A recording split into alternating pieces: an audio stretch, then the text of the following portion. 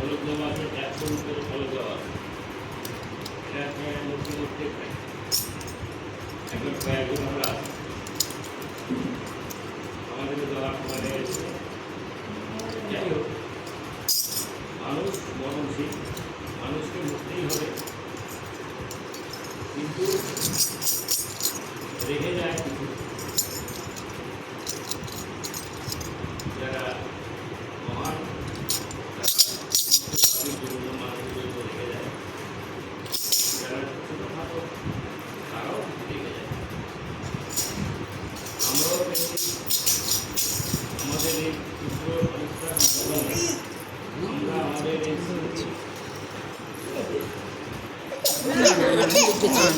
লাগেনি লাগেনি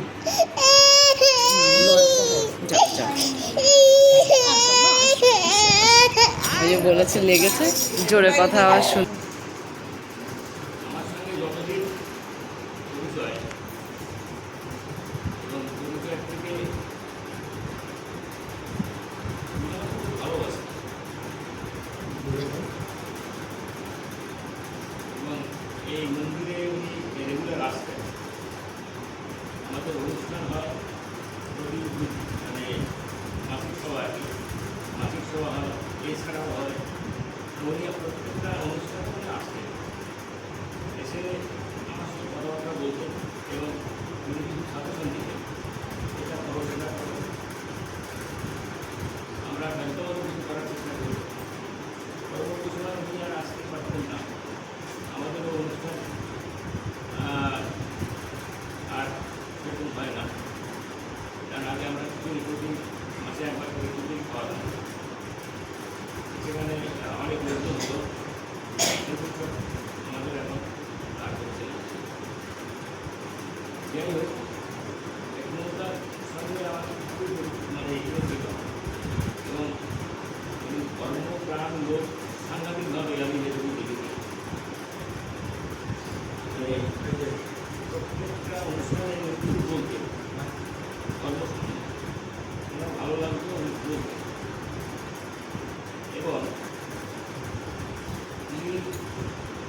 আমার ওদিকে মাঝে মাঝে যেতে হয়, যখনই যেতাম তখনই দেখতাম ছাদে হাতে বসে মানে বই পড়ছে সেদিক থেকে উনি আমাদের জন্য বেশি কিছু না রেখে গেলেও তিনি একজন ধর্মপ্রাণ মানুষ হিসাবে উনি আমাদের কাছে বিরাজমান এবং উনি কর্মঠ লোক ছিলেন। যেমন ধরুন, যতক্ষণ পর্যন্ত পারা যায় যে কর্মসভায় করে, যখন সে আর করতে পারে না তখন সে বলে যে এটা করে সেটা করে। সেই হিসেবে আমার মনে হয়েছে যে উনি ছোটো কর্মসূচির ব্যবসা যতটুকু জানি তাদের দেখেছি যে ওনার বৈষয়িক চিন্তা ভাবনা সংগঠিত। একটা মানুষ ভালো হতে পারলে অনেক কিছু গুণ থাকা দরকার, সেই গুণগুলি ওনার ছিল বা আছে।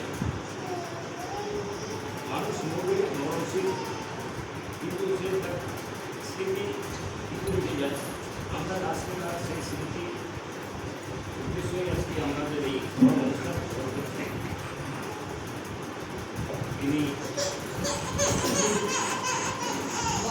আমাদের মধ্যে আর নেই, আমরা তার আত্মার শান্তি কামনা করি, তার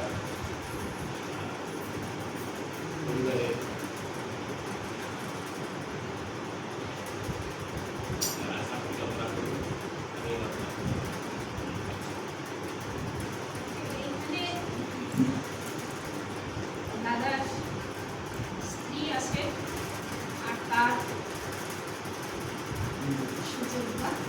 দুই মেয়ে আছে।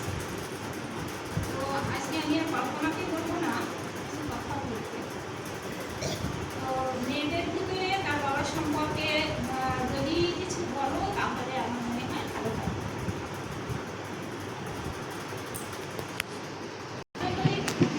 একটা অনুষ্ঠান হয়েছে গেছে এবং আমিও তো দু চার জায়গায় একেবারে না যেতে পারলেও গিয়েছি।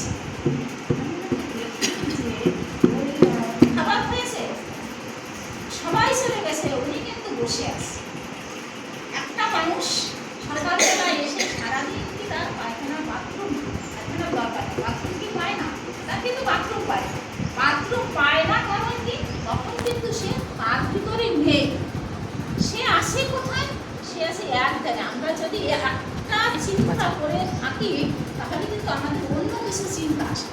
তা আমার ওই ঘরের সেই কথাটা মনে করার পরে আমার এই দাদাকে আমার কিন্তু সেই জায়গায় এবং আমি দেখেছি এই মন্দিরে আসার পরে আসলে একেবারে নয় নয় করে কম দিনে নয়, আচ্ছা অনেকদিন ধরেই ওনার সঙ্গে মানে উঠা বসা না হলেও দেখাশোনা কথাবার্তা।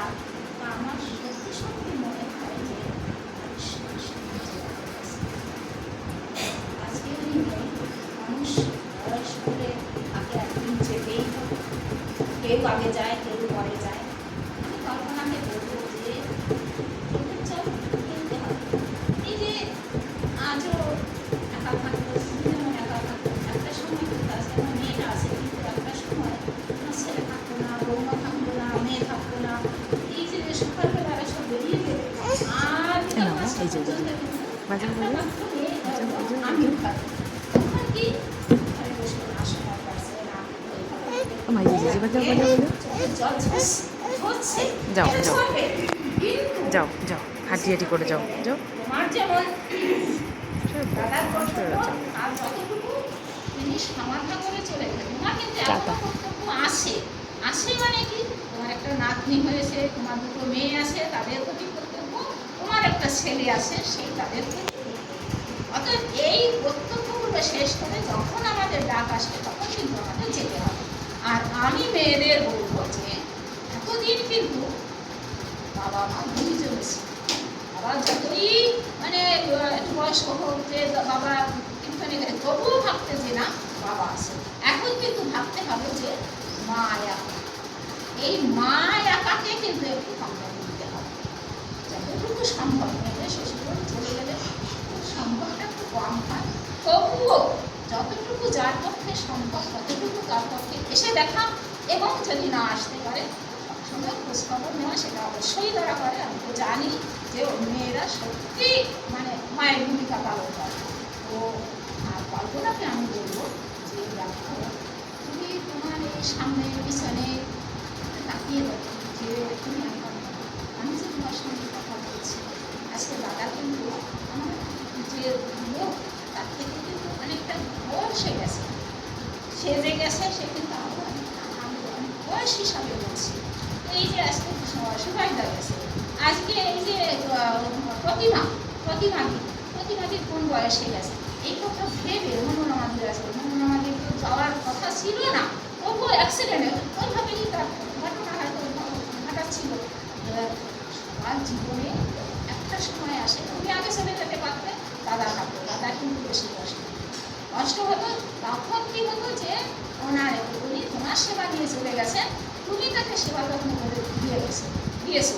এইটা তোমার ভাবতে হবে যে না আমি ছিলাম বলে তো তার যত্নের ত্রুটি হয়। তুমি আগে গেলে পরে তুমি চলে যেতে দাদা কিন্তু ভীষণ কষ্ট। অতএব তুমি এই যে আজকে এখানে এসছো, কালকের থেকে আমি বলবো যে তোমার শরীর যদি খুব খারাপ না হয় এক সকালবেলা তুমি যদি আসো এইখানে তুমি একটু অক্সিজেন পাবে, এই অক্সিজেন নিয়ে তোমার সারাদিন হচ্ছে। এইটা আমি মেয়েদেরকে বলবো তোমরা একটু ঠেলে মাকে পাঠাবে যে উনি ব্যায়ামে যাবো। দেখো এটা আমার প্রথম না মনে হয়তো লজ্জা লাগতো। ওই রাস্তায় আমি যখন একটা চেনা লোক দেখতাম আমি ওই বারান্দায় আসলে আমি ভিতরে ঢুকে যেতাম, একটা লজ্জা ছিল। মানে এইটার থেকে এখন তো কাটিয়ে মোটামুটি গ্যাসে কাটিয়ে উঠেছি, কাটিয়ে উঠতে হবে।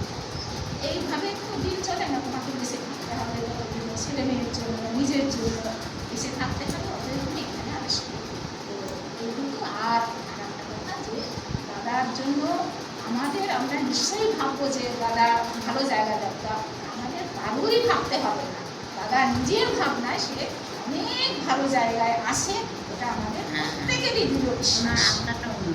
অতএব আমাদের আজকে আমরা তারা এখানে সভা করছি ঠিকই, তার উদ্দেশ্যে আমরা বলবো যে তিনি গেছেন তো অবশ্যই, এবং অবশ্যই সেখানে তিনি ভালো থাকেন এবং তার ওইখানে থেকে তার পরিবারকে যেন ভালো থাকে। আর তোমাদের পাশে আমরা আছি। যদি কোনো কখনো মনে হয় যে না এই একটা অসুবিধা হচ্ছে, আমি আমার বন্ধুদের জানাই বা আমার বন্ধুদের একটু হেল্প নিই, নিশ্চয়ই আমার এখানে যারা আছে প্রত্যেকেই তোমার পাশে আছে। এইটুকু অন্তত অ্যাসিওরেন্স আমি তোমাকে এখান থেকে দিচ্ছি। এরপরে আমাদের দাদা কবিতাটা বলতে সুজাতা গান বলবে।